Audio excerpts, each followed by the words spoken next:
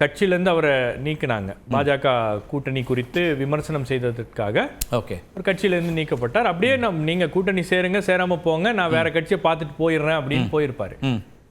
மறுபடியும் அதிமுகவில் அவர் இணைந்ததற்கான காரணம், வாங்க இப்போ நம்ம வந்து கூட்டணியில் இல்லை, பாஜக கூட்டணியில் இல்லை, நீங்கள் வாங்கன்னு தான் அவர் வராரு உள்ள.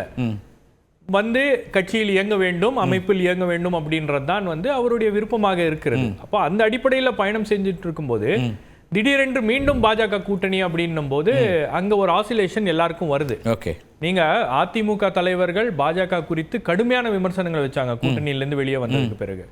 மீண்டும் கூட்டணியில சேர்ந்த உடனே அந்த விமர்சனங்கள்லாம் வந்து என்ன பண்றதுன்னு தெரியல, அதை எப்படி ஜஸ்டிஃபை பண்றது தெரியல. 6 மாசம் முன்னாடி நீங்க இப்படி பேசுனீங்களே அப்படின்ற அந்த கேள்விகள் அவரை நோக்கி எழதான் செய்கிறது. சரி, பட் இங்க என்ன பிரச்சனை அப்படின்னு பாத்தீங்கன்னா, பிஜேபியோட கூட்டணி சேர்ந்ததுக்கு பிறகு அதிமுகவுக்கு சிறுபான்மையினர் நமக்கு வாக்களிக்க மாட்டார்கள், ஆகவே அவர்களுடைய வாக்கெல்லாம் தேவையில்லை, ஆகவே அன்வர் ராஜா இருந்தா என்ன போனா என்ன அப்படின்ற மனநிலைக்கு போயிட்டாங்களா அப்படின்றதான் நீங்க கேள்வி.